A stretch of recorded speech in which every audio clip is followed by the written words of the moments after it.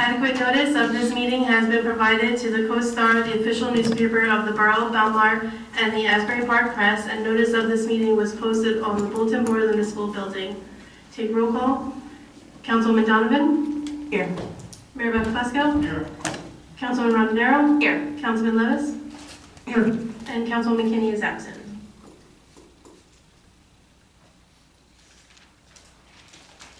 Let's stand for the Pledge of Allegiance. Allegiance to the flag of the United States of America and to the republic for which it stands, one nation, under God, indivisible, with liberty and justice for all. Please remain standing for a moment of silence for our troops, the families, first responders, and also former Mayor Maria Hernandez.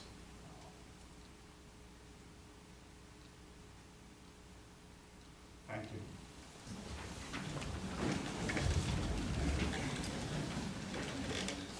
Before we start the meeting, I'd like to make, as part of the record, the obituary. I'm going to read the obituary of our former mayor, Maria Galuccio Hernandez, because like myself, I'm sure a lot of people did not know her personally or know, any history about her. So if you just bear with me for like 2 minutes, I'm going to read it out and make it part of the record, and I'm going to ask April to also append it to the minutes of the meeting, so that if anybody looks at the minutes in the future, they'll see the obituary. Okay, Maria Galuccio Hernandez, 91, formerly of Belmar, passed away peacefully on August 23, 2025 at Discovery Village in Melbourne, Florida. Maria was born on July 11, 1934, on Main Street, F Street, in Belmar, New Jersey, to Eleanor Frosch Galuccio and Italo Galuccio. A lifelong resident of Belmar for most of her years, Maria's faith was central to her life as a devoted member of St. Rose Church. After graduating from Manasquan High School, she dedicated herself first and foremost to raising her 5 children, the role she cherished most. Alongside her devotion to family, Maria built a successful 26-year career in management with AT&T and New Jersey Bell. After retiring, she continued to share her knowledge and energy as a consultant in communications and corporate education, as well as working as an elementary school substitute teacher. Maria's life was defined by service to her community, her church, and her country. She held leadership roles in local organizations, served on boards and commissions, and was recognized for her tireless dedication with the 1989 Woman of Achievement Award by Rutgers University's Douglas College and the Federation of Women's Clubs. President George H.W. Bush appointed Maria to the United States Presidential Personnel Advisory Commission during his term in office, and Governor Thomas Kean appointed her to the New Jersey Advisory Committee on the Status of Women, where she served from 1984 until 1991. She was president of the Monmouth County Municipal Association, St. Rose PTA, Belmar Volunteer Hook and Ladder Auxiliary, and Belmar Junior Women's Club.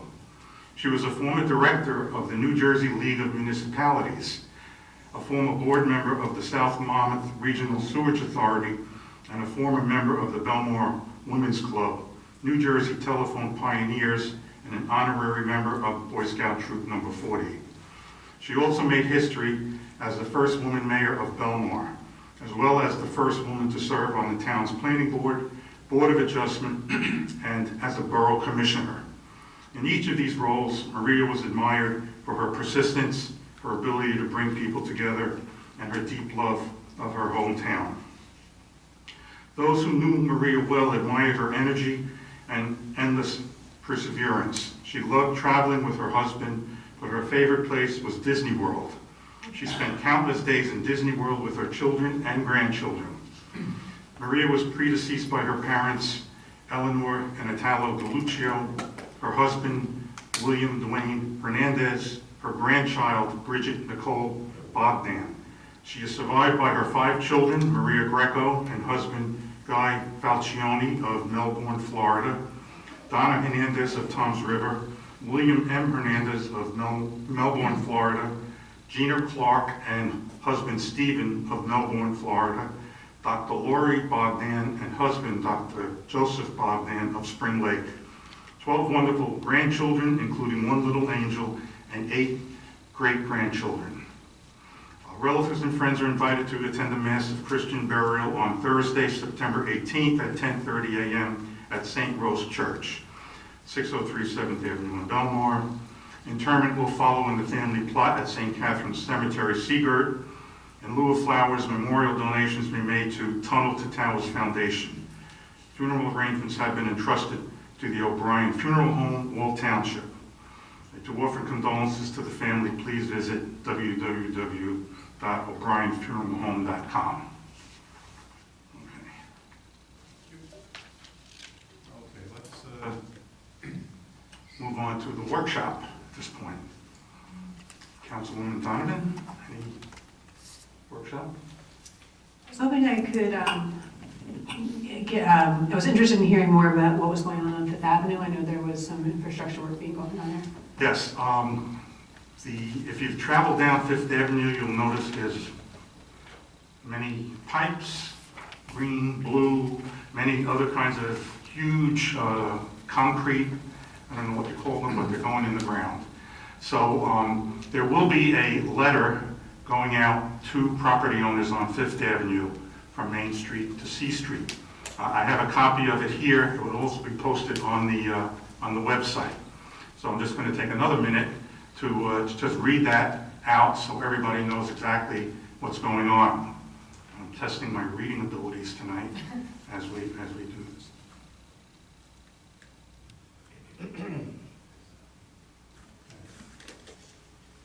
Please be advised that the Mayor and Council have undertaken a much-needed project to improve the roadway, water mains, sewer mains, and drainage along Fifth Avenue between Main Street and C Street. The project will include resurfacing the road and replacing utility infrastructure. This project is partially funded by an NJDOT Municipal Aid Road Improvement Grant applied for and awarded to the borough in 2022. We are writing to you today to provide you with information about this project. The improvements include roadway pavement, curb and sidewalk improvements, addressing ADA compliance at handicap ramps, replacing utility infrastructure as needed, and upgrading the storm drainage system. The work is planned to begin on or about September 15th, 2025, and be conducted over the next several months. The roadway will be open for vehicle and pedestrian traffic during most times. However, there may be times when the roadway travel lanes may be decreased to single lane, alternating traffic, or possibly a temporary road closure and detour. Residents who are planning to complete any utility work or other work in the roadway are encouraged to complete this work as soon as possible. Upon completion of the project, opening of the roads for utility connections, curb, or driveway work may be restricted. The NJDOT requires a 3-year moratorium of road openings. During this 3-year post-construction moratorium, no road openings will be permitted unless it is an emergency. Should you have any questions or need further information, please do not hesitate to contact our Chief Inspector, George Allen, or the undersigned James M. Morris at the Morganville office, 732-955-8000. So that will be sent out to everyone, and it will also be on the website. Great news. I know the residents and even myself are really interested in seeing infrastructure those reforms actually being implemented. I know we had talked about the 8th and I want to say 14th as well. Do we know if that's still going forward as planned? Yeah, it's in the process. Yeah. Great. Being worked on. Wonderful. Thank you. Council President Rondinero, any workshop? I don't have anything, thank you. Councilman, nothing? Okay. I have something actually. There will be, let me back up for a second. Mayor Bonanno and I from Avon have been working together with the New Jersey Economic Development Authority, NJEDA, from about the beginning of the year to try to come up with ideas to assist businesses on both sides of the bridge anticipating the ultimate closure that will happen in 2027, I assume. And you know, we figured it'd be nice to start it now, especially since it's going to be a temporary closure, probably around Columbus Day, for the repair of the existing bridge. So after a number of meetings and consultation with some of the people at the state and the NJEDA, they have actually decided to come up with a info session and a workshop for small businesses. And that will be held on Tuesday, October 7th, from 9 a.m. to 11:30 at the Taylor Pavilion in Belmar. And the whole goal of this is really to share with businesses the resources that the NJEDA has. They want to also share NJ partner resources for small businesses. And I'd like to take the time to assist business owners with the application process for grants and resources. It's my understanding what they will do is they will reach out to the business ahead of time, before the meeting, so that if anyone has an application or something that they wish to apply for, they will have people there that will be able to assist them in completing their applications. Because one of the hurdles they have in dealing with businesses is businesses don't have the time to fill out the applications, and many times it gets pushed to the side, and there are some really good grants and other things that are being offered by the state. It's just a matter of the businesses taking the time to gather the information and put it into the application. It's like kind of doing your taxes. You know, you got to get all this documentation and then fill it out.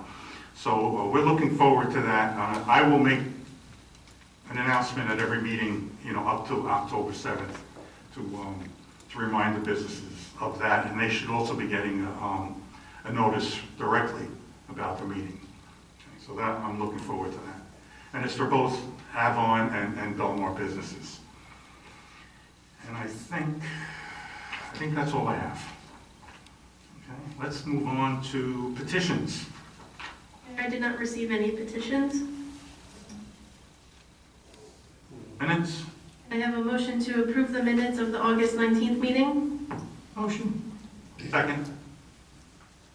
Councilman Donovan? Yes. Mayor Manfusco? Yes.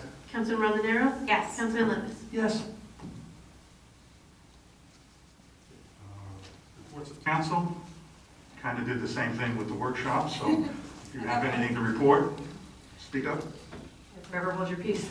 I met last month with representatives from Neptune City, Avon, Bradley Beach, and Wall to discuss improvements to the Shark River, not just dredging, but including dredging, also including environmentally friendly ways to improve the water quality, improve the resiliency of the border, whatever we can do together to make improvements to the environment and to the usability of Shark River.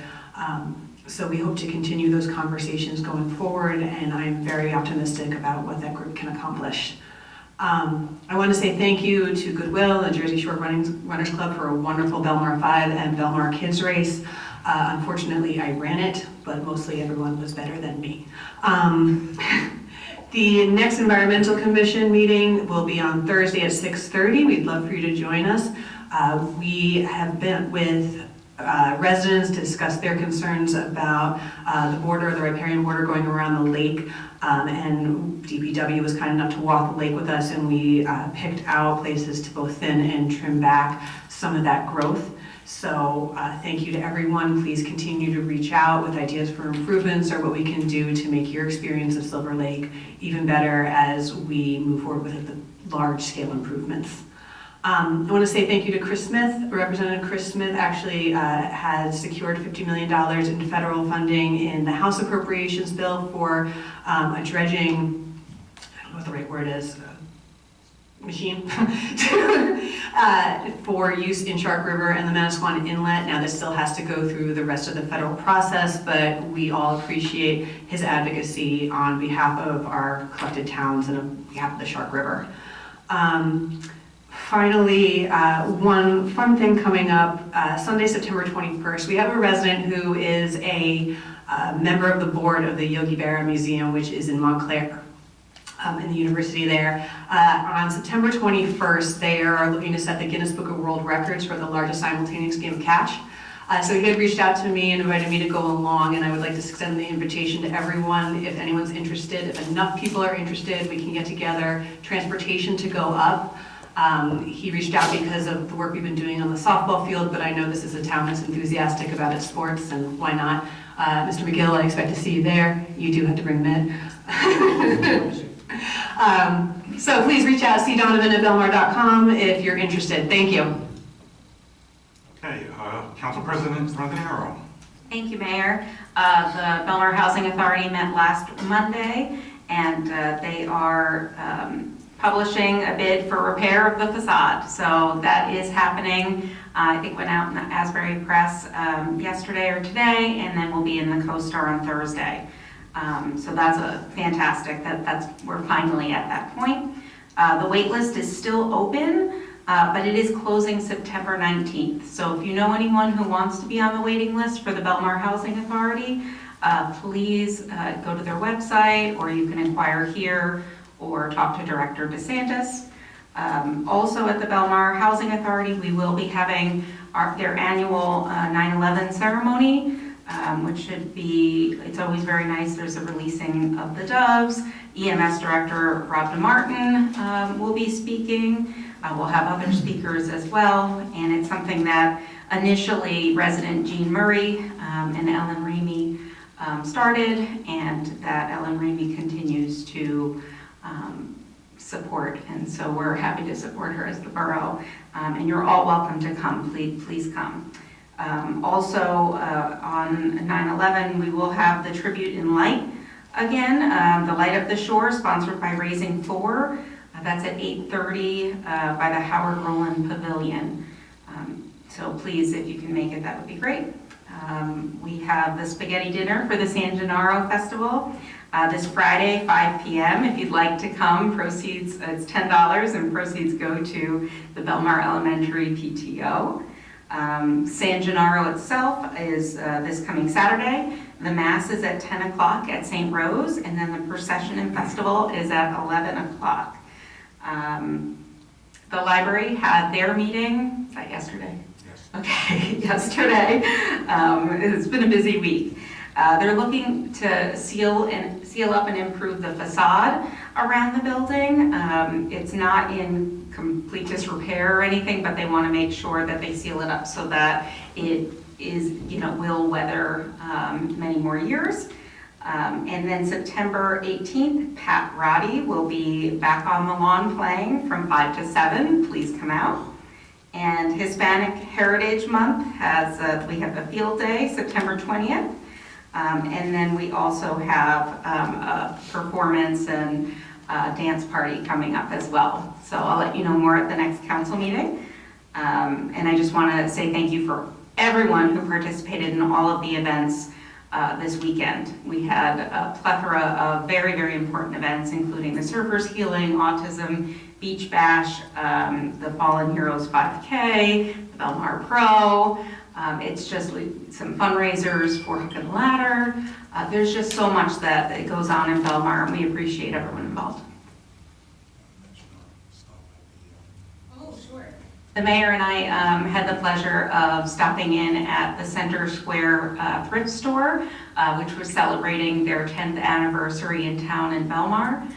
If you don't know, the Center Square, all of their proceeds goes to help the center in Asbury, which helps all of our community with homelessness, food insecurity, medical and mental health treatment. So please go over there. They always have a wonderful selection. You get great buys and wonderful clothing. So please come and support the Center Square. Thank you. Councilman Levis. Thank you, Mayor. During Belmar 5, I had the privilege of handing out cups of water with kids from Belmar Elementary. Some of the water was thrown at me. I won't say who did it. But I want to thank Kendra Thompson and Billy and your team at DPW for helping set that up and getting all the equipment down there. That was a really fun thing to do. The next Belmar Car Show is going to be this Wednesday, the 10th, from 5 to 9. That's going to be between 8th and 10th Aves. Was really, I think it rained last time, didn't it? So this one will be a little bit more fun. I think the weather's looking better. And then Friendly Sons of the Shillelagh are having their halfway to St. Patrick's Day this Saturday, the 13th, at 2 p.m. in the parking lot, if you can make it down there. That's all I have, Mayor. Okay, thank you. Let's move on to public session for the resolutions on the agenda. Anyone has a comment or question about a resolution on the agenda, please step forward and state your name and address.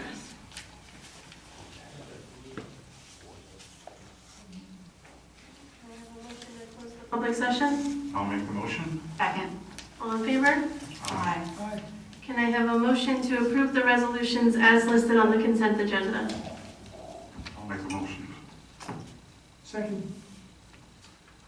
Councilwoman Donovan? Yes. Mayor Rebecca Fusco? Yes. Councilman Rondinero? Yes. Councilman Levis? Yes. Next, we have first reading and introduction of ordinance 2025-21. This is an ordinance approving the application for a long-term tax exemption and authorizing the execution of a financial agreement. Would someone like to make a motion to offer for first reading? I'll make the motion. Second. Donovan? Yes. Mayor Rebecca Fusco? Yes. Councilman Rondinero? Yes. Councilman Levis? Yes.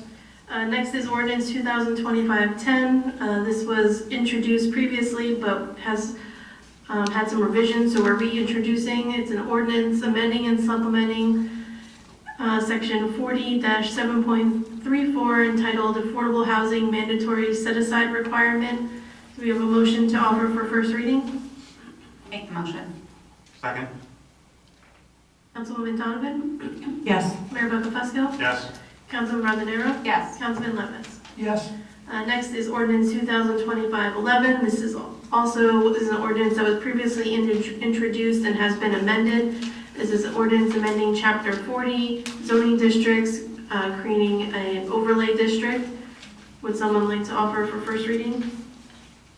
I'll make the motion. Second. April? Madam Bauman, Redevelopment Council. This was an ordinance, as you noted, that was previously introduced, and there were some comments from the planning board, some of which were concerning the scope of the area. The borough planner is here with us tonight with the map. She might not be with us in 2 weeks for obvious reasons, so if possible, can she just come up and go through the map? Sure. Great.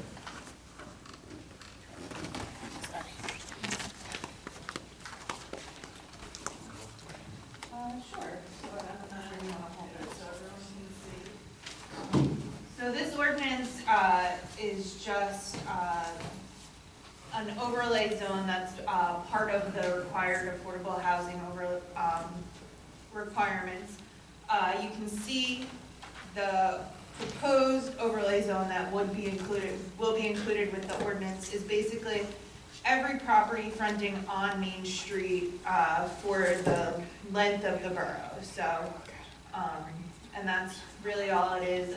We have to show as part of our requirements with Fair Share Housing Center that this proposed overlay zone has the ability to generate affordable units that would meet at least 25% of our unmet need, which is the number of units we cannot provide because we're a fully built out community, and we are able to do that. So that's just what's being shown here.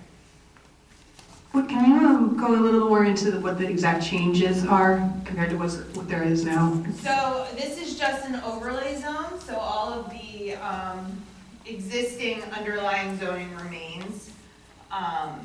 So it encompasses part of the Seaport redevelopment area, as well as the CBD1, CBD2, the Block 95 redevelopment area, and a little bit of R75. But anyone who owns a property or, is purchasing property in this area to develop has the ability to choose to use either the underlying zoning that exists there or this overlay zone, which allows for the creation of more affordable units. I'm going to ask a question, maybe we can answer it the next if you don't have it. What's the difference? Why would I choose the original over the overlay? Like, what's the, I mean, is there a significant difference in the, it depends on what you're looking to build, I guess. I mean, is it use differences, or is it like a height, like bulk differences? So there are some provisions in the overlay zone. The overlay zone permits mixed use, which may or may not be permitted in the zone. There are some bulk requirements, specific to the overlay. There are parking requirements. So ultimately, it's up to the developer of the site, what they're looking to put there, and if they choose to do this. The borough is not going to mandate one or the other. Correct. It's up to the person who owns the property, who develops the property. Right. Okay.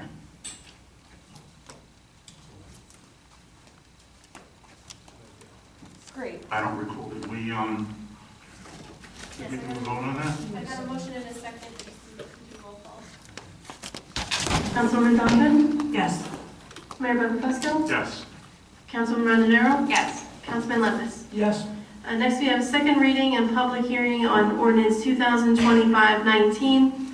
This is an ordinance amending Chapter 39 to add affordable housing general program purposes and procedures, addressing the requirements of the Fair Housing Act and the Uniform Housing Affordability Controls regarding the compliance with the municipality's affordable housing obligations. This is open for public comment. If anyone would like to speak, please remember to state your name and address first.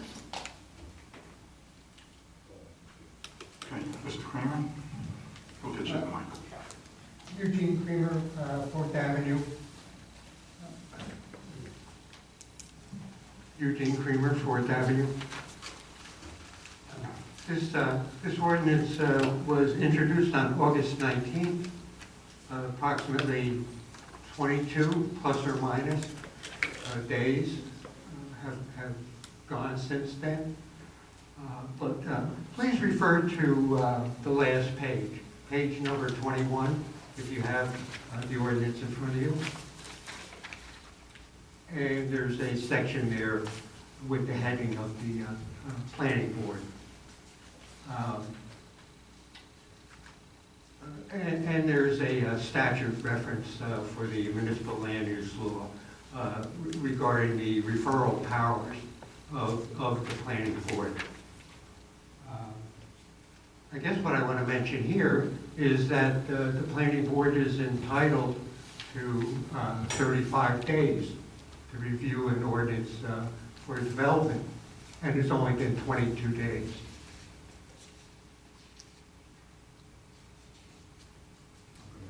Or to someone with more legal expertise in that area than I have.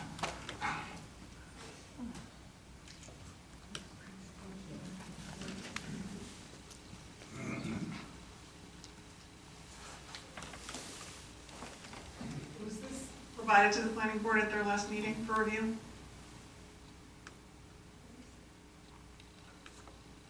No.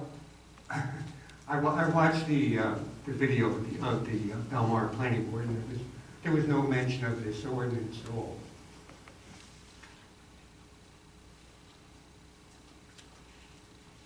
If it has not been reviewed by the planning board, then it should be tabled and sent to the planning board at their next meeting.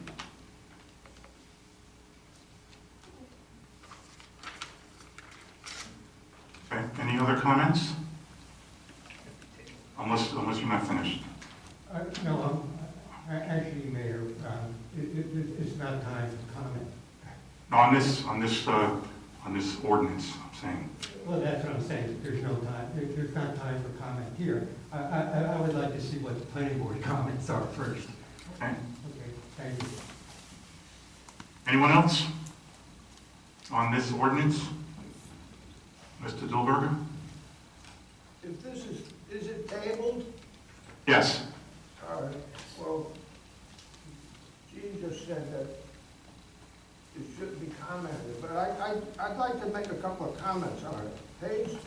is page 3, at the bottom. Low-income housing means a household with total gross annual household income equal to 50% or less of the median regional household income. Low-income unit means a restricted unit that is affordable to low-income households. Now, just right there, I remember that's what has been presented to us for a few years. However, there is a change here. At the bottom of page 4, it says very low income household. Means a household with a total gross annual household income equal to or to 30% or less of the regional median household income. Now, this very low idea here changes the whole structure of what it was originally meant to be. This is completely out of order, 100%. Now, let me just finish up here about this. Many years ago, when I was a boy, I read a book. It was named Animal Farm. In the book, the animals took over a farm and drove off the farmer. And they made a constitution and everything else. And as time went by, things changed. They kept changing and tweaking the Constitution and everything else until the pigs took over and everything. This is a change. This is baloney. Excuse that. It's baloney. It's supposed to be overlooked and everything, but I didn't overlook it. Very low. Now that changed the complexion of the town. That's it.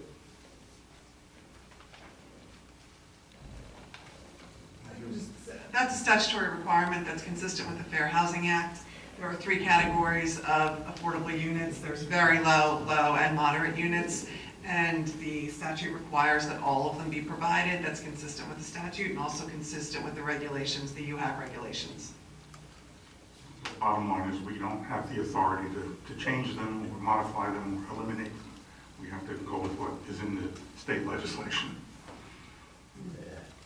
Any other comments on the ordinance 2025-19? Okay. Can I have a motion to close the public hearing? I'll make the motion. Second. All in favor?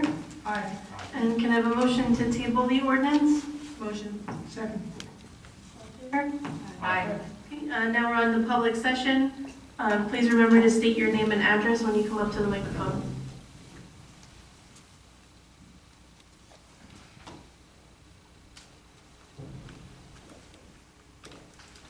Hayner, 18th and B. Just a reminder that the New Jersey Run for the Fallen is going to be Sunday, September 28th, at approximately 9 a.m. Hit North Boulevard and Ocean Ave first, and then be down to 5th Avenue. We appreciate if anybody can come out, support it. All the police help and fire help, we certainly do appreciate it, and the families appreciate it even more. Thank you. Thank you. Anyone else? Can I have a motion to close the public session? Second. All in favor? Aye. We have a resolution for closed session? Or Yes. Whereas it has been determined by the Borough Council that it is necessary to discuss the following specific matter at its regular meeting in the absence of the public, pending litigation and affordable housing negotiations. Whereas the Open Public Meetings Act permits the Borough Council to exclude the public from that portion of a public meeting during which such matters are discussed. Now therefore be it resolved by the Council as follows, that the Council shall recess into a private executive session from which the public shall be excluded to discuss the above referenced matters, that the scope of the aforesaid executive session shall be limited to the above matters as stated, that those matters discussed in executive session shall remain confidential until such time as the need for confidentiality no longer exists as determined by the borough attorney, that minutes of the closed session shall be taken and kept free from public review until such time that the need for confidentiality no longer exists, and that the regular meeting of the council shall resume after the private executive session, at which time the borough council may take action in reference to the topic discussed. We have a motion to adopt this resolution. I'll make a motion. Second. Councilman Donovan? Aye. Mayor Bucklepesco? Yes. Councilman Rodinero? Yes. Councilman Levis? Yes.